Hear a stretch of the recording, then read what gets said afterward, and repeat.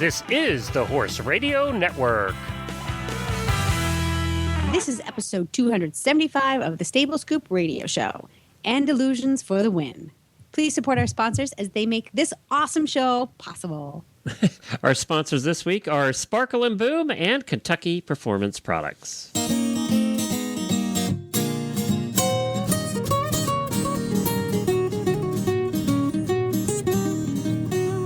Welcome to the Stable Scoop, with weekly shows delivered right to you.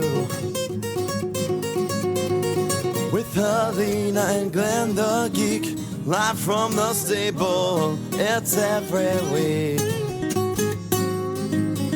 They bring you the news through hail or high water, while using their tails as their own fly swatters. So sit on down and laugh till you poop, cause it's time again for the Stable Scoop. Stable Scoop. The Stable Scoop. Stable Scoop. I am Glenn the Geek. And I'm Helena B., and you're listening to the Stable Scoop Radio Show on the Horse Radio Network. Well, howdy, Helena. Hi, Glenn. Don't ask me why I'm all extra excited today. Yeah, why There's are you absolutely extra no excited? reason. Oh, okay. I have no reason. Were you drinking at lunch? No. Okay, just checking. I have no reason. Are you still hungover from your fantastic weekend in your little black dress? I did not get hungover because I did not get drunk. I don't get drunk. Okay, just checking because I go for the maintenance buzz. I saw pictures of you in a little black dress, looking all fancy. Yes, we got fancy. We had the best time at Myopia Hunt Ball. They have it every year around this time, and I go just about every year. And I went with my partner in crime, Sister Finn, and our gentleman. And it was great. We had some drinks. We had a wonderful meal. We danced a lot. We chatted a lot. It was a really nice time. Well, yeah, you both look fantastic, and you do the show Chasing a Fox in a Little Black Dress. Is that why you both went with little black dresses? Well, yes and no. Yes, because we're chasing a fox in a little black dress, and whenever we can wear a little black dress, we do. But the requirement, or it's tradition at hunt balls, for the ladies to wear black or white gowns. Huh. I didn't know that. Yes. I have no idea where that tradition came from, but Sissy can probably tell you. Does anybody wear white? Yes. Really? Yeah. Huh. Yeah, there's some really nice white, long, formal dresses that don't look like wedding dresses. I don't eat very well. I'd have it all messed up. I'd never wear white. That's what I say. You can't expect me to have dinner. I hope they didn't serve spaghetti, because that'd be awful. No, they did not. It was a beautiful pork loin. Oh, it was just delicious. I'll tell you something. The executive chef at Myopia Hunt Club is amazing. Their food has been consistently very, very good. Now, they have a little, I guess you'd call it a ballroom there. Did they deck it out? Is it all fancied up? No, it's not fancied up. The club is very humble. It's very elegant in a quiet. It's understated almost. Yeah. Thank you. That's the word. It's very understated, but very elegant. So it really doesn't need much. And they don't exactly have a ballroom. There's the clubhouse that has what they call the terrace, which is sort of a slate 3-season room with glass windows all around. And then there's the dining room that's carpeted and just surrounded by beautiful wainscoting and gorgeous paintings. I got to sneak into the men's bar this time, in which hangs a stunning Munnings painting of a gray horse named Captain. I remember that. I remember being in that room. Now, of course, we're talking about Myopia Hunt Club, which is north of Boston in a little town of Hamilton. South Hamilton, Massachusetts. Yep. Hamilton's right near Ipswich. Ipswich, Salem, that whole North Shore area, which has just it's the most amazing riding territory. Down here in Rhode Island, in the what they call the South Coast area, there's lots of farms and rolling hills, and the territory is beautiful for riding, but it doesn't have the extensive trail network or hunt routes that the North Shore has, which has been cultivated over years and years of people hunting through there. Well, the North Shore too. It has just enough hills. It has a lot of woods. It has swamps. It has almost every kind of terrain you can imagine. It's very diverse, which makes hunting there a lot of fun because, depending on where each meet is held, that's going to be your riding territory for the day. So it could be very different. But sometimes I forget just how lucky riders are up there. It's a huge playground for equestrians. Mm-hmm. Yes, it is. It is. Playground for equestrians. And you wouldn't think that. I mean, when you're because it's also there's the only part of that part of the state that's really open like that and has the room to do it is those protected areas right up there. Well, on the eastern part of Massachusetts, central and western Massachusetts is very open. Right. Yeah, I meant on the coast over there. On the coast. Yeah. But the funny thing is even though there's open space in these other areas, you don't necessarily have permission to ride on that open space. It's just like in Lexington, Kentucky. The most beautiful farms in the world, you can't ride anywhere. And you can't ride on. You're not allowed. So there's nowhere to trail ride. I have to say that Massachusetts and north of Boston in particular has done a really good job of balancing open space with passive recreational use in a very, it gets downright suburban. I mean, when I first moved to Hamilton, it was more sub than urban. And now that the commuter rail has gone through, there's a lot more, the population has gone up. So it definitely feels suburban now. But, we meet at places that are tucked away on these private properties that feel very rural. Yeah, I mean, they really do.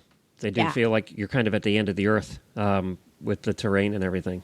Really cool. So it was fun. It was well, good. It was great, and I'm totally inspired to get Brody out there in the spring. Like totally inspired. Cannot wait. Cannot get that boy wait hunting. To come back with hunting stories. I know. I'm so excited. Well, we have a good show planned for you today. Later on in the day, Helena went to a little seminar she's going to tell us all about with a very important person. So we're going to talk about that later on in the show, as well as we have Kat from Eat Your Tart out here talking Thanksgiving. She has a couple of recipes for the horse person on Thanksgiving that you can make pretty easily. We have Shelley Vandenest of Sunrise Farms Sport Horses here in Florida. She just won a couple world championships with her Andalusians, and who doesn't want to talk about Andalusians? And then you have a product coming up that you found while you were over at Equine Affair for Tack and Habit. So we have a full show planned for you today, and we're going to lead the way with Kat from Eat Your Tart Out. And one of my all-time favorite guests is back with us. We have Kat from Eat Your Tart Out, and she's going to talk to us about I'm drooling, so I might not be able to get the words out a little bit, about some really cool recipes. Well, Glenn gave me the vegetable ones. He's taking the cupcake ones. That's right. So I get to talk about squash and cauliflower. Well, what we thought... He gets to talk about apple cider cupcakes. But I know if they come out of Kat's camp, they're both going to be absolutely delicious. So welcome, Kat, back to the Staple Scoop Show. Well, thank you for having me. You guys always make me feel so loved. So it's pretty awesome. But I know, Glenn hates cauliflower. I think this is what we discussed in a past episode. So it's no surprise why he gave that to you. Yeah, I love that you keep bringing it up, though. Yes. And by the way, I don't like squash. I pretty much don't like any of the ingredients in this particular recipe. So. I picked this because you can't eat anything in the cupcake. So why are you talking about the cupcake? I'm having a sugar craving today, and it's not He's going away. So he is. Kat, before we do anything about food, we have a more important topic to discuss. Okay. Because Kat's getting married. How many weeks away? We're 3 weeks away. I forget exactly how many days, but What's the date? What's the date? 25. It's the 14th of December is our wedding. Ooh, and tell us about it, all about it. Come on. Well, we're keeping it very simple. I know it's kind of crazy, but we're keeping it pretty minimal. We're not really decorating the church. We're keeping it just to witnesses, even though there's going to be 75 witnesses. It keeps growing. It's funny how that works. Yeah. It does kind of creep up. I know, but we're happy. The more the merrier. We're going to be doing a potluck dinner, which is nice because when you think of the catering costs, it's ridiculous. And me being a snobby foodie, it's really hard for me to say, oh, well, we can spend this on catering because I wouldn't be happy. So I just said, everybody bring whatever you want and it'll be great. Yeah, so we're doing that, and then we're gonna have a chocolate fountain. So we're gonna have all sorts of fun things to dip and dunk, and Oh, yeah. I'm dying, Glenn. I can't imagine. How what many you're thinking. kids are going to be there? Because you're going to have chocolate everywhere. Don't let them near your Yeah. white dress. I know. But luckily, my dress is cotton, so it's washable, so I'm not too concerned about that. So do you have it? Is Yeah, your do you dress have it? in? My dress is in it. I was freaking out because it was on back order for the longest time, and I was like, "Oh goodness gracious!" It's a '50s swing style like A-line dress. It's very pretty. It's gonna have a nice like slip underneath it that's red because I wanted a red wedding dress, but Greg's family is true Southern Baptist, so if I walked in a red wedding dress, not going there. You would be thrown back out the door. Pretty much. So it's very Condemned pretty. to hell, Cat, is what you would be. I really don't want that to happen. I'm trying to start this off on a positive note. So, but we have to still have my taste in there. So it's happening. But the dress came in yesterday finally, and I just have to go get it tailored, which I'm doing later today. So other than that, it's all running along smoothly. Yeah. So don't you feel better now talking about it and understanding why I'm not stressed? Like everything's coming together. And Glenn, don't jinx me. I didn't say a word. I think it's going to be great. Okay. You're going to be a beautiful bride.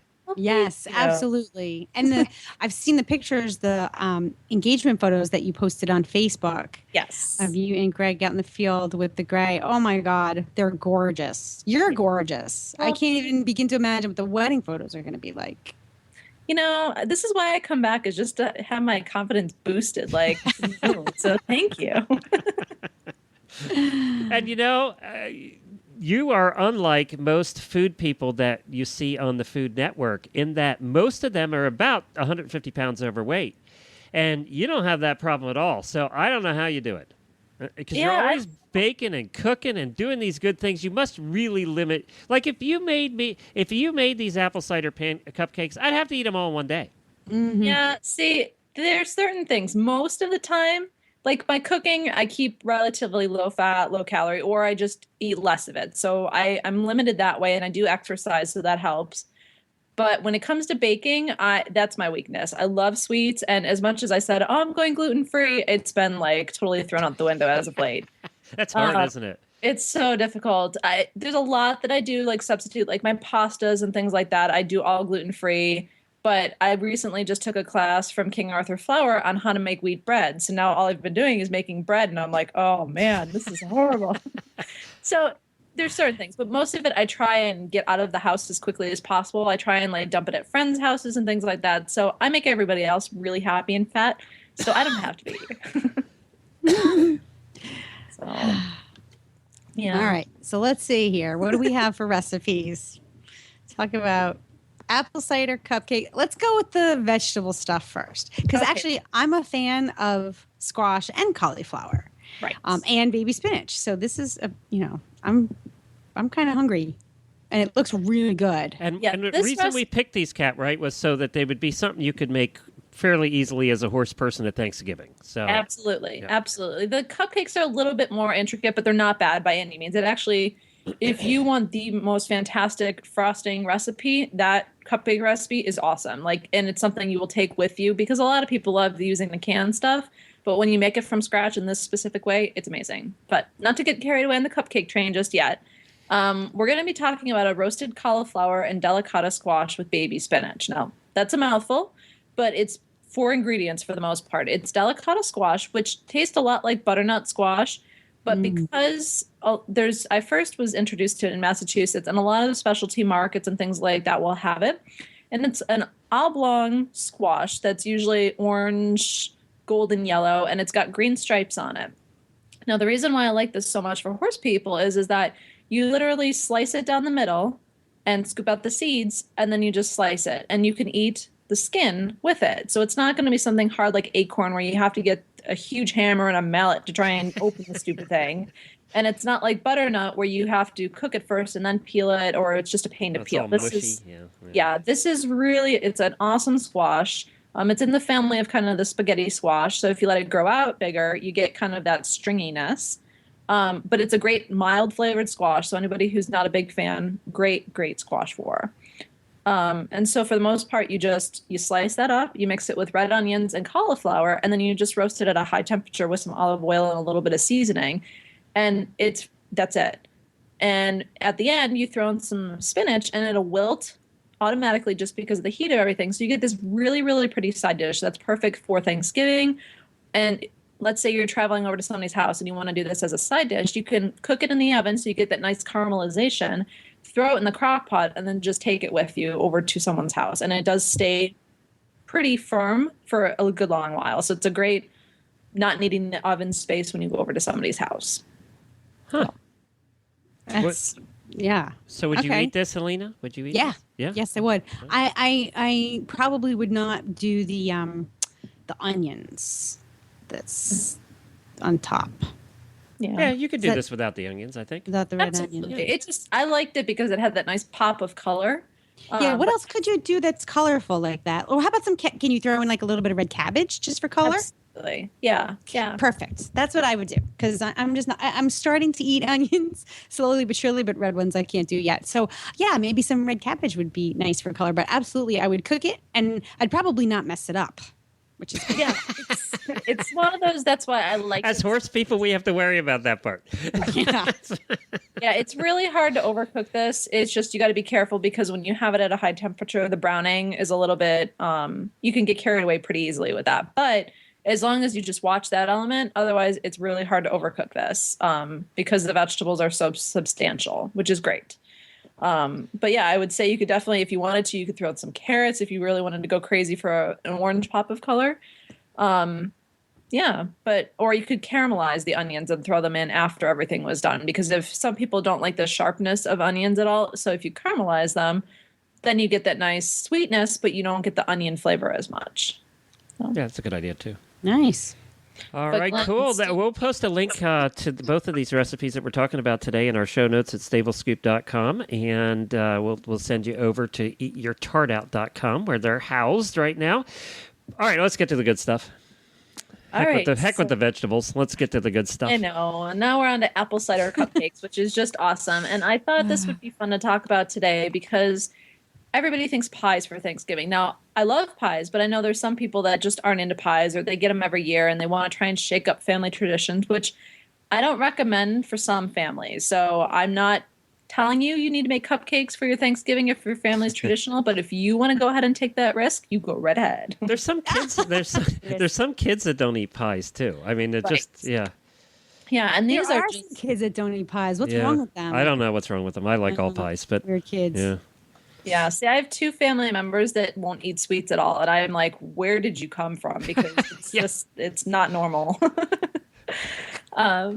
But yeah, this recipe is pretty straight forward. It's just a vanilla cake batter that instead of using a little bit of milk, you add in some cider. And then for the apple component, I just cubed up some apples, and you can use whatever kind you have available. Because I know a lot of times you go apple picking, and you pick up apples, and you're like, what do I do with the rest of them? You basically just saute them in a little butter and cinnamon, let them cool, then you add that to the batter, you mix it up, and you just frost your cupcake after they're cooled. So, I mean, it's a cake recipe, but you're doing it from scratch, which I like because you can control if you want to go organic or you want to use a certain type of flour, you can make them whole wheat and things like that. But they're amazingly delicious. Oh my goodness. I can't get enough of them. And that's why these are one of them that I will push out the door because I can't stop eating them. They look terrific, and you do see I'm one of those canned icing people because I never mastered icing. But I was looking at your cream cheese frosting recipe here, and other than the 4 cups of powdered sugar would kill me at this point, it looks wonderful and it looks easy to make. Well, the thing that I've learned, and this took me a while because you'll look at some of my earlier blog posts, and I did one for a totally gluten-free, and I think it was a vegan chocolate and peanut butter cupcake. And it's fantastic, but the frosting is that very kind of chunky, thick frosting. And it's taken me a year to find the perfect way to do frosting. And so when you're making it at home, a lot of people will just mix it up until everything's incorporated and call it a day. I found a trick that if you use your mixer, if you have one or you just have your handheld one, and you actually beat the frosting for like 3 to 5 minutes after everything's incorporated, you get this amazingly light frosting that is just, it's phenomenal. It's so good. And everybody, I mean, any place I've brought these cupcakes to is like, or any of the cupcakes that use a similar frosting, can't believe that this is homemade because it just tastes so professionally done and so good, but it's nothing different. It's just the way that you make the frosting. And that is my super awesome secret to share with everybody. Interesting, because most things that you bake, they don't want you to overbeat it. Period. That's right. Overbeating is the biggest fault, right? Right. And that is very true when you're making something, especially when you have flour, because as gluten develops, if you're doing traditional baking, when the gluten develops, you get something that's very tough. And with frosting, though, that's not the case. The longer it's not, you can overbeat it for sure, and it can turn into a hard rock of just basically straight butter. But there's a nice fine line between, you get the rock, you get nice and light and fluffy, and then you turn it into a rock again. So getting that light and fluffy frosting is very easy to do at home. I'm getting hungry. Yeah, I know. Me too. Every time she comes on, I get starving, and then I have to go find lunch, and it's never as good as what she shows us. But see, if you live near me, you'd be a lot heavier because I would be pawning off all my treats on you. So you have that at least to look forward to. Well, this is great. We will post links to both of these recipes for your Thanksgiving week in, as I said, on our Stable Scoop page. And also, you can just find them by going to eatyourtartout.com or search for Eat Your Tart Out on Facebook as well. And tart is spelled with an E at the end. Well, congratulations early. We wish you the very best. You're going to be on your honeymoon and out of town, so we probably won't talk to you again until January. Have a terrific wedding, and boy, we're going to be looking for the pictures. Yeah, we are. Wishing you the best. All right. Thank you, guys. And happy Thanksgiving. Yeah. This Nutrition Minute is brought to you by Kentucky Performance Products, the company that simplifies your search for research-proven nutritional supplements at kppusa.com. If you've ever had a horse with diarrhea, you know what a frustrating problem it can be. Finding an ingredient that works to dry up the diarrhea becomes a high priority. It turns out that researchers have found one, a yeast called Saccharomyces boulardii. It has been proven to improve and halt episodes of diarrhea. It supplies specific nutrients to the lining of the small and large intestines, and these nutrients promote healing of irritated tissues. It also supports improved starch and sugar digestion in the small intestine, reducing the opportunity for imbalances to occur in the hindgut. Nalox Advanced, made by Kentucky Performance Products, contains Saccharomyces boulardii, along with a blend of fermentation solubles and stomach buffers. Nalox Advanced is recommended for horses of any age that are suffering from diarrhea. It also supports a healthy digestive tract in horses at risk for gastric or colonic ulcers, such as performance horses or any horse that is constantly on the go and exposed to stressful situations. For best results, Nalox Advanced should be fed on a daily basis. This Nutritional Minute has been brought to you by Kentucky Performance Products. You can find all of their terrific products at kppusa.com. Well, next up, we have a guest. I saw a press release for this, Helena, and I said, well, this is right up our alley because we can learn something new. We haven't talked too much about Spanish horses and Andalusians and Lusitanos or any of that here on the show. I think once or twice we've had a guest. But this lady we're going to have on, her name is Shelley Vandenest. She is from Florida. She has a farm down here, and she is a dressage rider, classically trained dressage rider. But she went out to the International Andalusian and Lusitano Horse Association National Championship in Fort Worth, Texas, and kicked some serious butt with her horses.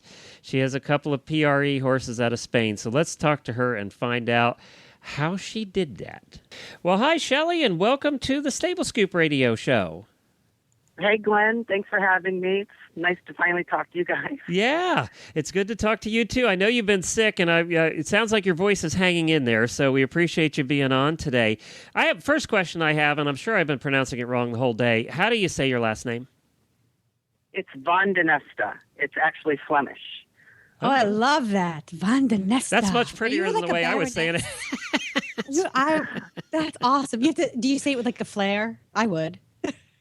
Well, I go to horse shows and I have had every variation of the name pronounced. I bet. So I try to tell the announcer ahead of time, how to say it. And my Spanish horses as well, they always have these kind of weird names. So I always go to the announcer ahead of time and say, okay, it's Icaro XXIV, please.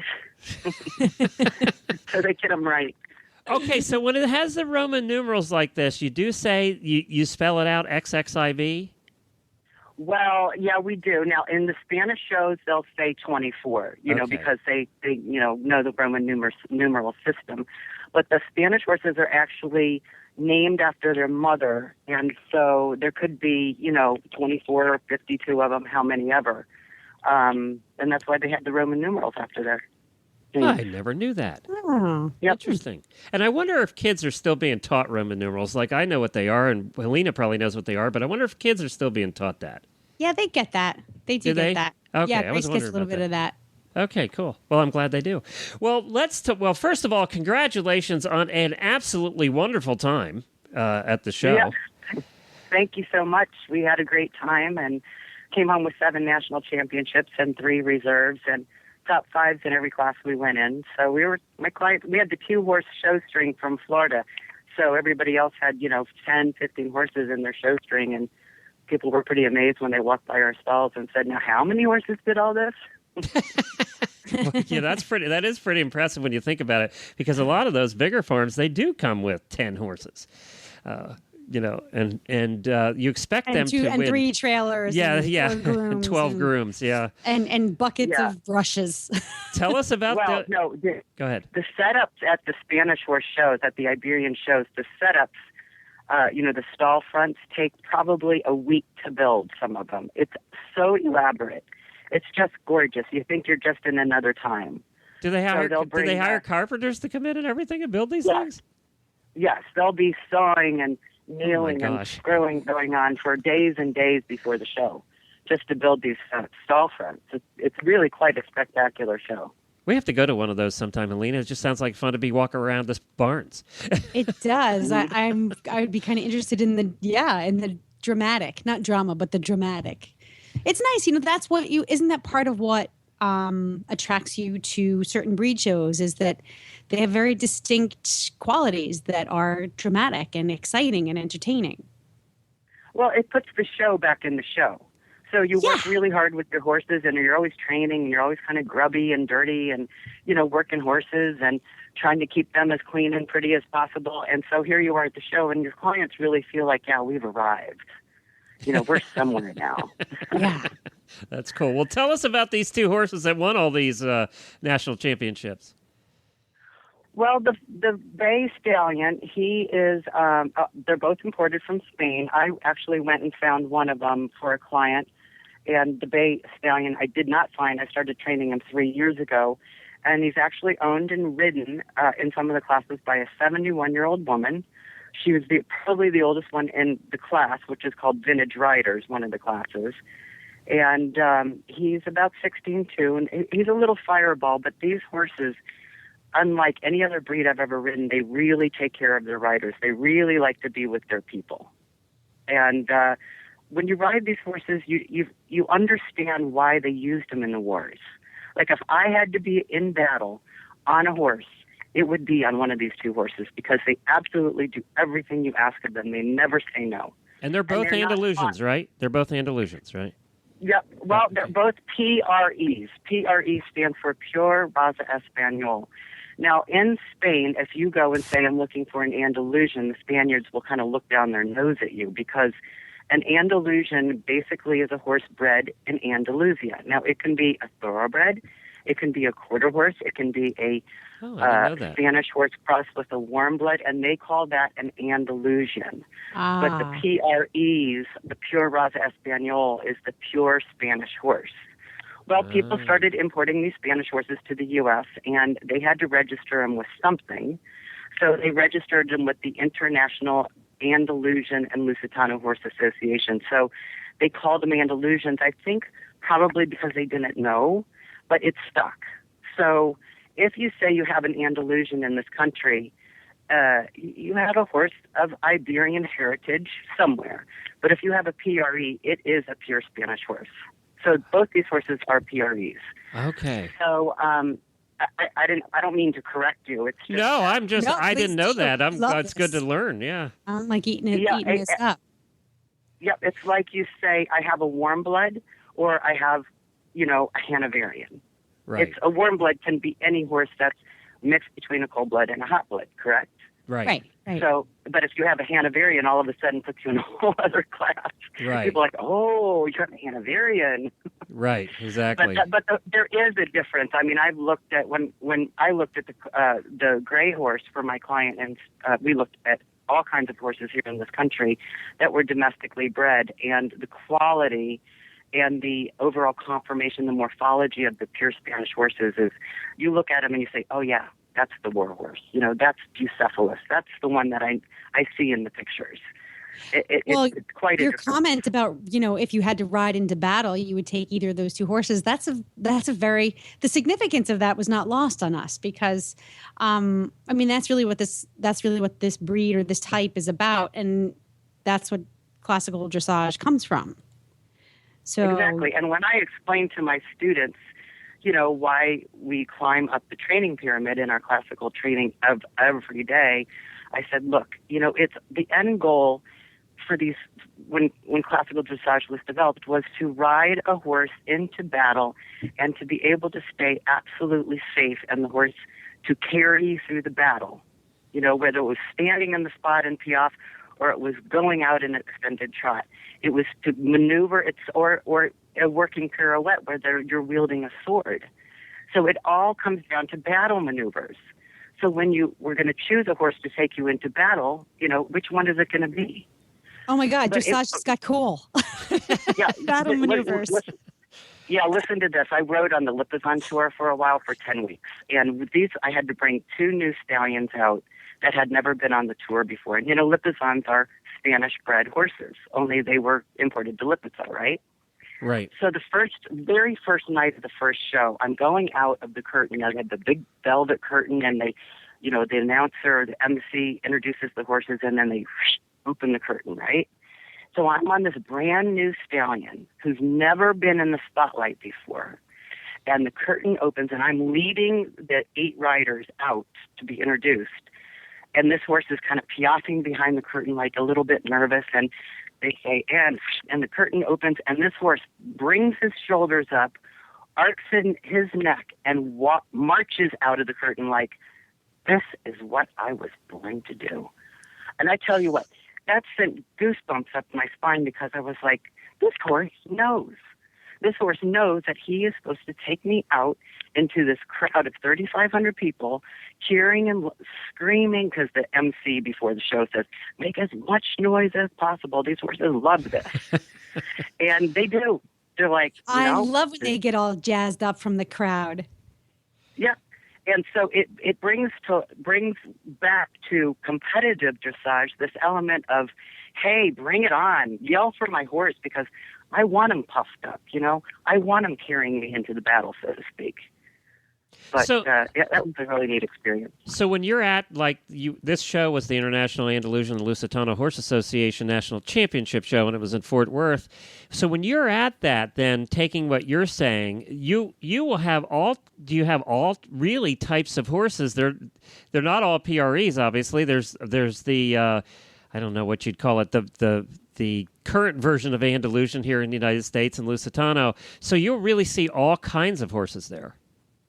Yeah, well, yeah, and I think they're all, they are going back to the pure Spanish blood because you have to register them and pull tail hairs and they have to verify the lineage. But you do see almost like saddle-bred type horses and some that look more like Arabians. And I think it's just the preference of the breeder in this country, whether they're going to breed this kind of upright, peacock-necked, saddle-bred type horse with a lot of front knee action, or an Arabian horse, with type horse with a shorter back and a stockier build.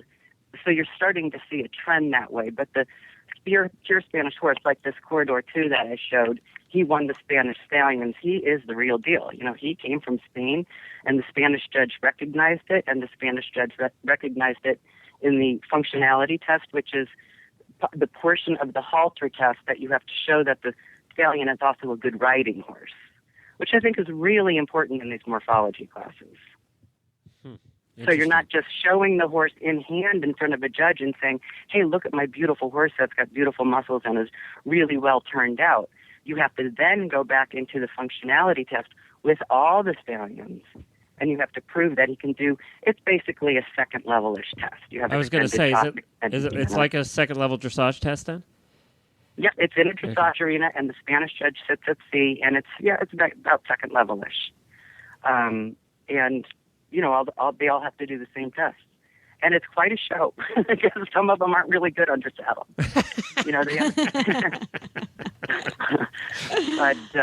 But mine is a dressage horse, so of course he was pretty good. Obviously.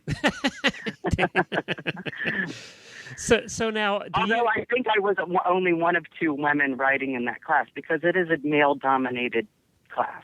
The Spaniards still ride their horses. You go to Spain, and you go to a FEI competition in Spain, and you might see 1 or 2 women, and they're really not the best. They're just kind of doing it, and they're not really well looked upon. It's more like, oh yeah, look at the girl on the horse. Wow, interesting. Yeah, it really was. And the other thing when I went to Spain, not to get off the subject, is I brought a helmet, and nobody rides in helmets. But it's a really good thing I brought a helmet because the first stallion that I rode for this client was a 4-year-old, and he ran away with me, and I had to bail, and I actually split my helmet in 2 and got a concussion. Ooh. Yeah, and it all went around Spain, too. Oh, yeah, that American woman here was looking at Spanish horses and fell off. I didn't fall off, but the point was, all the girls that we saw afterwards, they were pretty convinced that they needed to wear a helmet.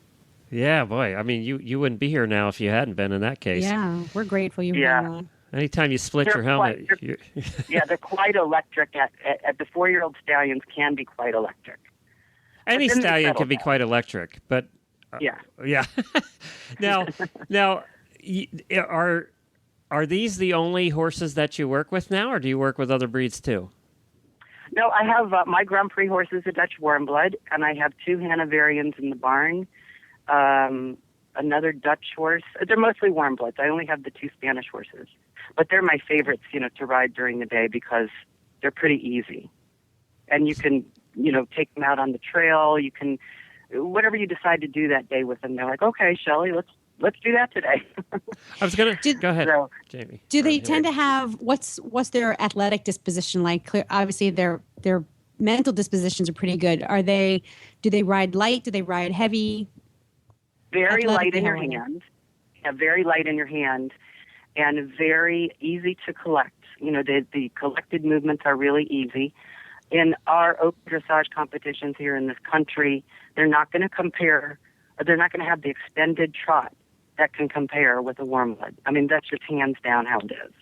Yeah. But the collected movements are so easy. And for these older women riders, these, 50, 60, 70-year-old riders, which most of my client base is right now, and I don't know how that happened, but they're a lovely group of women.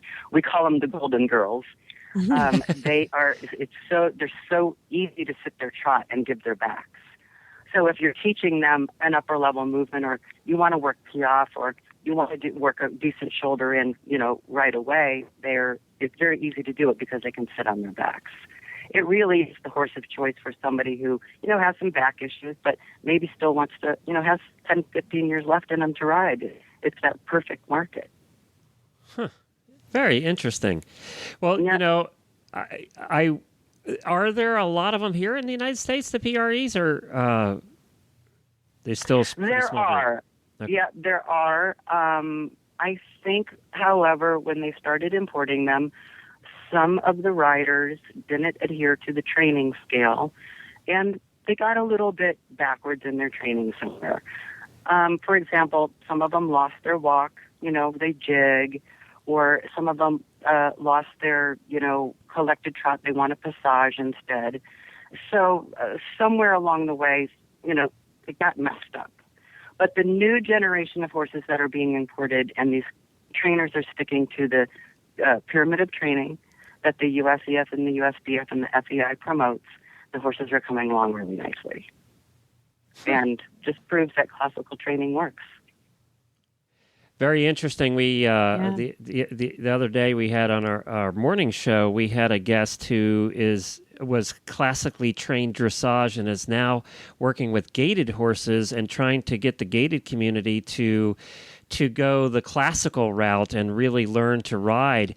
And he is booked out. I think I counted 50 clinics he's doing, or he did this year, dealing with mostly trail riders who are learning to ride better. And what they're learning from him is classical dressage, basically. Yep, it's a good idea. I judge frequently, and in our area, we do have a couple gaited horses. And they're Europeans that are riding the gaited horses, and they really are lovely on the horse because they're classically trained. And a lot of people, there's a lot of clinics around here, people doing that too. I think dressage is good for any discipline, but people think that dressage is something different than it really is, that the horse is going around with its head down. I've had that a million times, well, how do I get his head down? I'm like, well, there's so much more to dressage than getting his head down, which is not what we call it, but you got to start somewhere, right? Yeah. Well, where can people find out more about your farm and what you do? Well, I actually have a website. It's www.srfsporthorses, stands for Sunrise Farms. I'm in Gainesville, Florida. You can just Google me. That's how many people find me. Just Google classical dressage trainers in Gainesville, Florida, and there I am. Well, and you're right up the street from us, actually. We're in Ocala, so you're not too far. It's It's srfsporthorses.com. We'll put a link to that in our show notes. Congratulations again for being a national champion many, many times over. Well, thank you so much, and it was great to talk to you guys about the horse. We were happy to have you on. I was happy. Now I'm like, I want to go and take dressage lessons.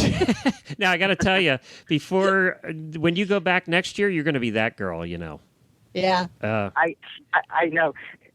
My clients, they were walking around the horse show, and they heard people going, that blonde girl from the East Coast with that bay horse.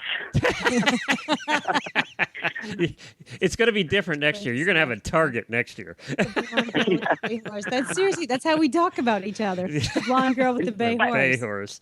I have to say they were very complimentary of the riding and, the classical method, the classical way I ride. And, everybody, it was very nice, and very congratulatory. And so it made for a really nice time. Well, there are times when you actually want to be that girl. So there you go. Thank you, Shelley. All right. Thank you, guys. Have a great day. With Christmas season fast approaching, it's time to start planning a custom gift that will last for many years to come. Visit our friends at EasySignsOnline.com and browse their unique website for their many custom sign options and styles. With affordable prices for customized signs starting at $39.95, your holiday gift giving just got easier. Their step-by-step online sign ordering process allows you to choose only the sign options you want and see all the pricing up front. From horse farm entrance signs, vinyl banners, magnetic vehicle signs to stall nameplates, and much, much more for every horse owner. They ship to every state in the U.S., so take advantage of an additional 10% off coupon to all Horse Radio Network listeners. Simply mention HRN13 when ordering. That's HRN13. A $75 order minimums for discount. Cannot be combined with other discounts or coupons. Free shipping also applies to most sign orders, so see the website for details. Place your order early to allow plenty of time for Christmas delivery. Check out the website today at EasySignsOnline.com. That's EasySignsOnline.com or call them at 1-800-640-8180. That's 1-800-640-8180.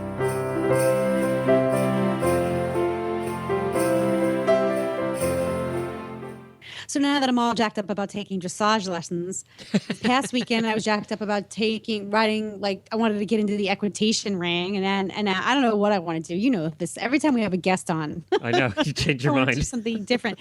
But I have a completely whole new perspective on hunter jumper riding, hunter seat equitation, and George Morris.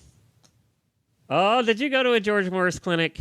I went to my first George Morris clinic. I did not ride in it because, well, I'm not good enough. You want to be yelled at? I'd have to. Well, here's the interesting thing. George Morris has earned, in my opinion, every ounce of his legendary reputation. I've never heard somebody say, yeah, George Morris, he's okay. It's either I hate George Morris or I love George Morris. That's right. And here's what I discovered about George Morris. And it depends on how much he got after you in the clinic you rode in. Here's what I like about George Morris. The man knows his stuff.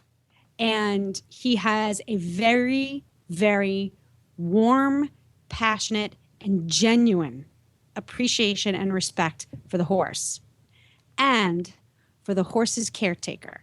Sometimes that caretaker is the rider, and sometimes it's the groom. So the way he approaches teaching, he says we're going to do form before function because you cannot have proper function without proper form. And so a lot of what people think he teaches about form is arbitrary, and it's not. You know, I'm sure those of you listening out there who have been following George Morris for a gazillion years know that his main idea is stay out of your horse's way.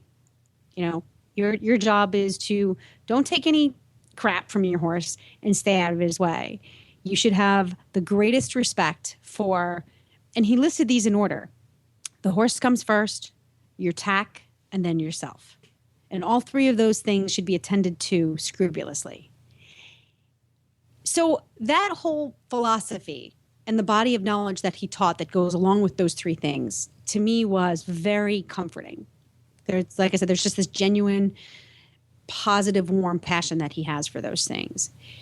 He is, you know, he's a Yankee by birth. He grew up in Connecticut. So he's going to be a little, I don't even want to use the word ornery. Gruff.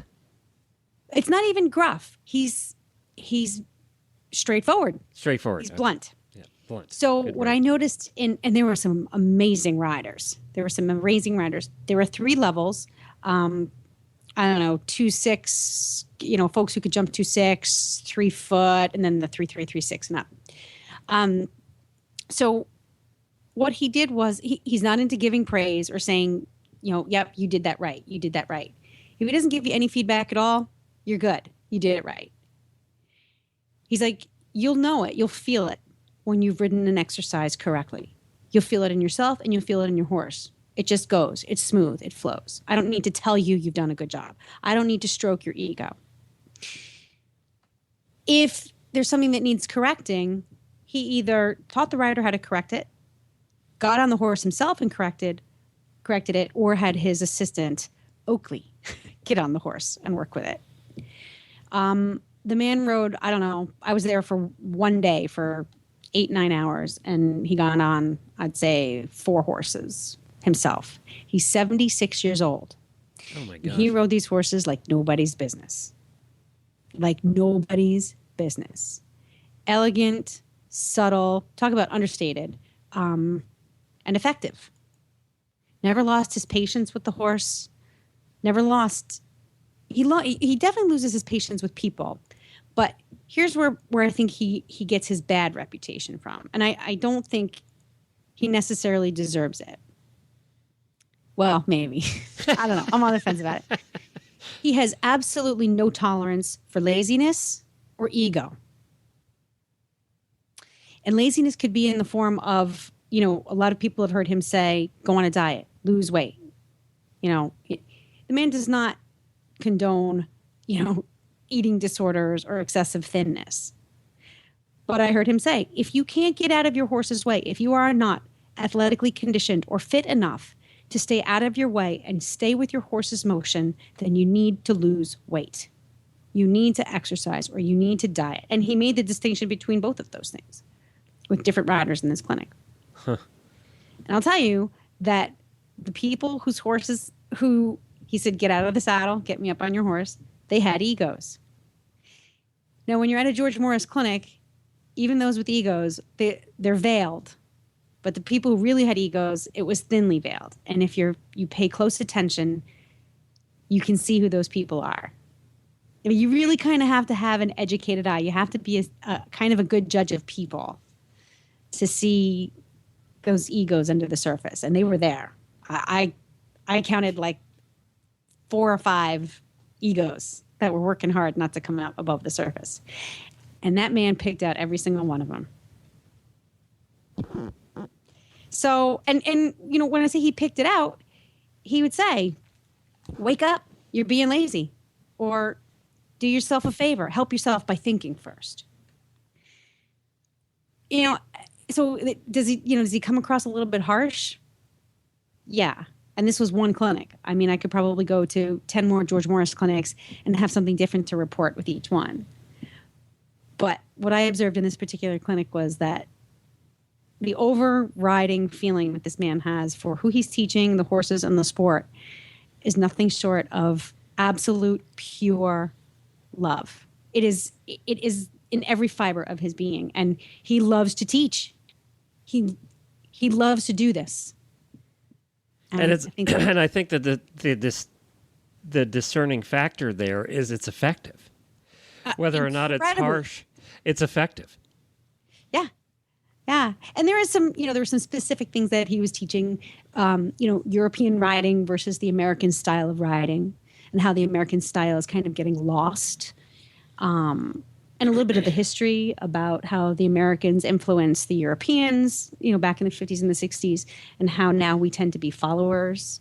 The difference between a following seat and a driving seat, which tends to be more popular in European riding these days. So that was a very interesting technical discussion that he had. I have like 5 pages of notes with a lot of quotes.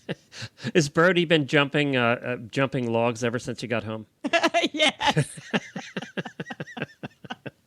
All right, Brody. That's it. No laziness here. We're getting to work. I would highly recommend that if George Morris is within a 5-hour drive of your home base, find a clinic and audit. You don't even need to ride in it. You will learn so much just from watching him. Interesting. Yeah. Oh, and he signed my first edition copy of Hunter Seat Equitation. He did? Yeah. Yeah. He doesn't usually do that stuff, does he, at clinics? Sign stuff? I'm not telling my secret.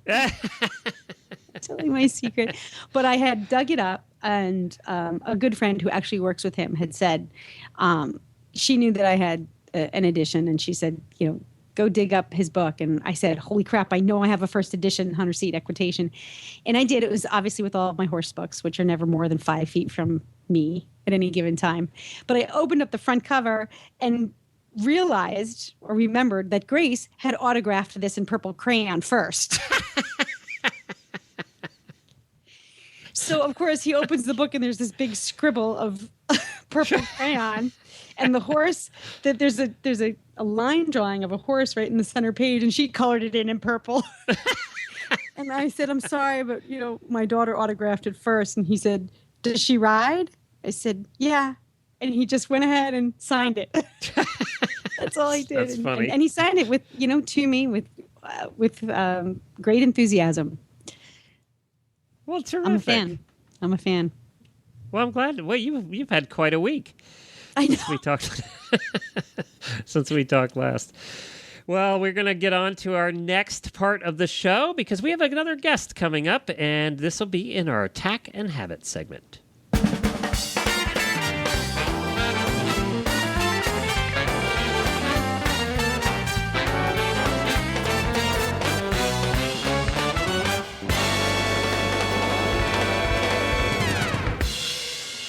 This Tack and Habit segment is sponsored by Sparkle and Boom.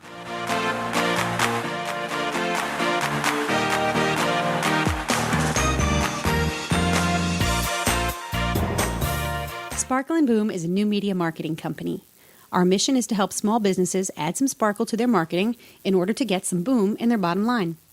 Our creativity, combined with an extensive background in the equestrian industry, makes us perfectly suited to help your business capture the potential of social media and the ever-changing World Wide Web. Visit us online at www.sparkleandboom.com.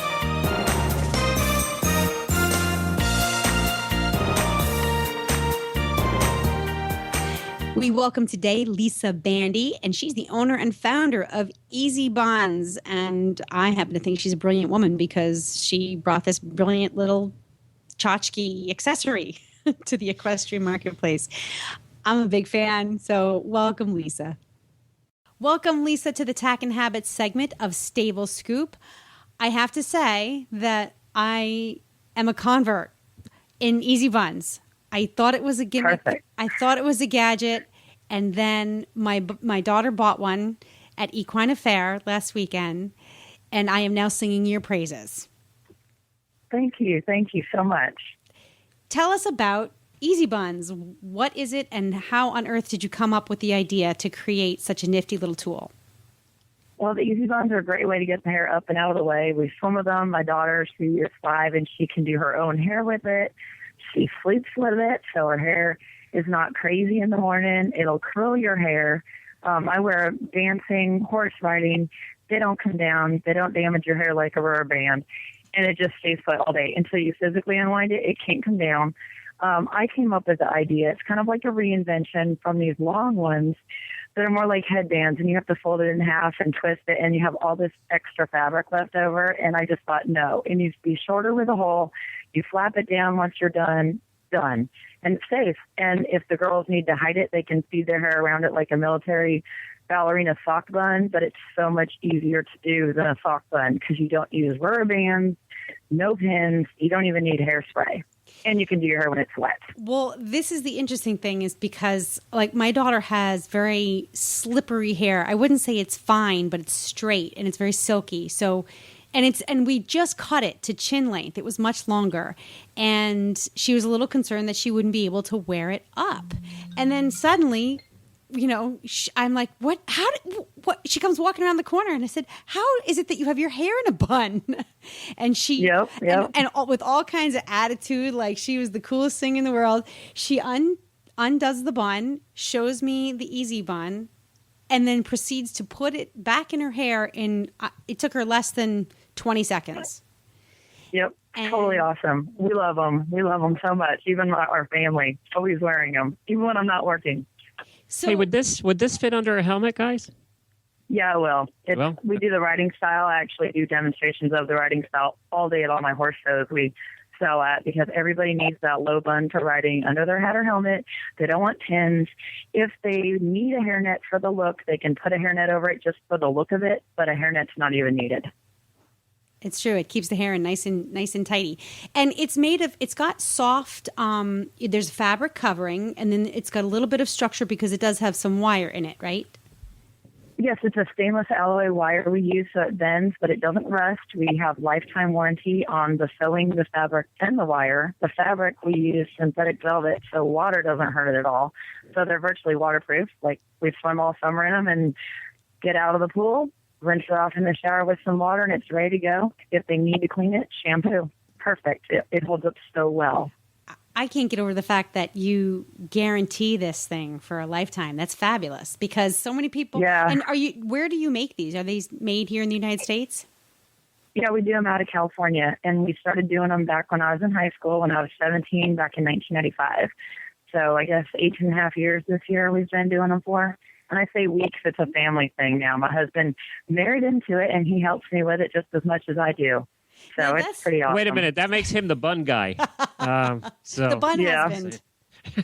But he has short hair. He draws the line. He does not grow his hair long, but he will come help and do demos for the girls. I'm tired of hair. Well, Glenn married into the horse thing, so he calls himself a horse husband. So we're going to call your husband the bun husband. Well, yeah, that's not a bad title either, you know, when you think about it. I'll let him know.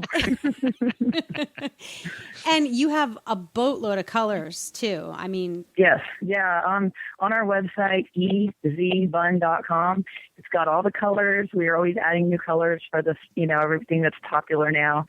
And cheetah and zebra are super popular animal prints. And then on my website also there's video of me showing how to do everything. So they can click on the style and watch me doing my hair very slowly in the backyard, the wind's blowing. I got to tell video. you, I didn't think there were this many types of buns. There's a lot of buns, apparently. Different. Oh yeah. Yeah, all different styles. Yeah, single bun, pony bun. The pony bun. The girls did the pony bun at Equine Affair, and that was it was pretty. It was a really It was adorable, but it was pretty. The French twist, the ballerina bun, the long hair bun, and so you can. It's so easy to position anywhere on your head that it is because you know me, Glenn. I'm like the princess and the pea. My hair has to sit perfectly at the base of my skull in order for it to fit. With my helmet and all that stuff. And yeah, it'll do it. It'll make it super low. It's awesome. Yeah, and keep it nice and tidy. And the best part, so not only do you, so you got this really cool product. It's easy to put in. Doesn't matter how old you are because even the young ones, the young kids were doing it because you were set up. I've done them as young. In the pony club. I've put them on kids as young as 1.5 years old. Like if they have 3 inches of hair and they're 1 year old and they've got 3 inches of hair, it will roll up. It's bunnable. That's what we call them. They're bunnable. They have 3 inches of hair. Yes. Even the older ladies too, that have real short curly hair that keeps it real short. It'll get it up off their neck when it's hot out in the summertime and they're just out gardening or whatever they're doing, cleaning the stalls and they need their hair back. That'll get it off their neck for them. Well, I do have a question. Is this stocking stuffer priced? Yes, it is. Okay. So yes. What are the prices of them? On our website, we have them for $10, 2 for $18. 4 for $32. They end up going down to $7 each. Free shipping. Shipping's $4.50 normally for the whole order. Free shipping when they buy 10 or more. Well, you're going to want to buy a couple of them because of the colors. That's yeah. We do a lot with black front of the helmet, obviously, to match their helmet. Hair color is the next most popular, just to match all their hair. Highlight colors or low light colors, whatever they've got. And then blue jean, like for denim, I sell a lot of navy right now because the dark, trendy denim, especially the skinny jeans, that's what sells, is that dark navy. And then we got fun colors for kids like pinks, purples, aqua and zebra are great for the kids that are like between 9 and 13, the preteens. Yeah, did you buy the zebra? Yeah, she did. She's a punk like her mother. Yeah, it's popular. I was going to guess that. I like the leopard one too. I always like leopard. So. And the peach. Yeah, it's the wild. I call those the wild side. They mix that with an aqua or a hot pink or something. They really like that. Well, this is going to cost me money now, Helena, because I know a certain wife that could definitely use these. When I saw her tying her hair up in a bun the other day, so to try and get it under the helmet and stuff. And we live in Florida, so this is perfect. That's awesome. Yeah. So, I was just thinking what I could do for a deal for all my horse friends out there from all the horse shows is if they put in, when they order, I've never done this, but I just thought this just came to me. If we put in a code word riding bun, I'll give an extra 10% off on the website. Riding bun. So riding bun, they just need to put it in their order. Just write riding bun is our code or whatever, and we'll know what they mean, and we'll give an extra 10% off on the whole. And they can put that right in the buns and quantity section right there. Yeah. We kind of have it old school where my mom does all the emails for me, so it'll be like an email form that's sent. Okay. They can do that, or they can call me. The 800 number I answer all the time, and that is 1-877-4-EZ-BUNS, BUNS. And if they call me and they tell me, hey, I got the code riding bun, I will do it that way too. Perfect. Wow. That's awesome. That's a little extra discount for Christmas time, because those stocking stuffers can add up after a while when you have to get gifts for the whole family. So, yeah. Good one, Helena. This was a good find over at Equine Affair. I know. How cool am I? Yeah. I'm thinking about all the gifts that I can get with this, and I'll be done sooner this year than the day before. This, Glenn, is one surefire way to make a lot of women happy without getting in trouble with your wife. Oh, I hate to do that. All right. And the website address again, Lisa, is? EasyBun.com. It's the letter E, letter Z, bun, BUN.com. And the 800 number is 1-877-4-EZ-BUN, BUNS. Excellent. All right. And we will post a link on the Stable Scoop show notes. Look for Tack and Habit. And in Tack and Habit, you will find the link to EasyBun.com. Thank you very much, Lisa, for joining us today. We appreciate it. Hey, thank you so much for having me. I appreciate it. It was fun. All right, enough bun talk for one day. Did you just say that? Yes, I did. Yeah. But let's call it a day. We've had a full show here today and appreciate everybody that was on. We also want to thank all of our sponsors for being part of the show here as well. We have a very special episode for you next week. Is the 5th annual Equestrian Collections Holiday Gift Buying Guide. Gift buying guide. Yeah, that will come out before Thanksgiving next week, so take a listen for that. It's always very popular every year. We had fun doing it. It's already recorded and ready to go. That the Debbie from Equestrian Collections picked her top gift ideas for the holiday season, and Helene and I picked ours too. Woohoo. So take a listen to that next week. So we hope you enjoy that. Have a terrific Thanksgiving holiday, everybody. Hope you enjoy your friends and your family and your horses and your pets, and eat some turkey too, and cranberry sauce. And cranberry sauce. Do you go the canned smooth kind, or do you go the chunky kind? Oh no! I have my own cranberry relish recipe that I make. With cranberries, fresh cranberries, and a little orange juice and some sugar in the food processor. Well, you're up there from cranberry country, too. Massachusetts is the second largest producer of cranberries. So it is? What's the first? I knew you were going to ask that. I only know that Massachusetts. Stats like that. I only know that Massachusetts was second because when we lived at Plymouth, we went to the Cranberry Festival. And that's how I know that. So that's the only reason I know. Okay, well, if you're out there listening and you know what the highest producing cranberry state is in America, let us know. Send us It was an some email. weird state. It wasn't, I can't remember. But no, we're canned cranberry people. I don't like the chunky kind. I like the canned smooth one. I think it's kind of a fun, it's like eating Cheetos. Well, you know what's funny too is we eat it all year long. I think we're the only ones in America that probably do that. No, I used to also. We used to stock it up, yeah. Well, now that I'm on my diet, I'm not allowed to have sugar. So anything that tastes remotely sweet tastes good to me. And canned cranberries is sweet. So I kind of get a sweet fix on canned cranberries. Well, is it made with sugar? I don't know. I'm not asking. It's a fruit. La la la la la la la la la la la. Oh, you're fresh. It's a fruit. I'm allowed to have fruit, so there. Mashed up fruit. Don't forget to get our app. Go to the iOS or Android store on your phone or your iPad or your iPod or whatever, and just search for Horse Radio Network. Thousands of people are downloading the app. You want to get yours too. Easiest way to listen to Helena and I every single week, and all the other shows too. And for details about today's show, go to www.stablescoop.com, where you can find links, photos, and more information about today's guests. And you know what? We love your feedback, so please follow us on Facebook under Stable Scoop and post some comments and stuff. Get the conversation going. We'd love to hear from you. That's it for this week, Helena. That is plenty. And yeah, there was a lot this week. But you know what? We will have more next week. Until then, happy scooping.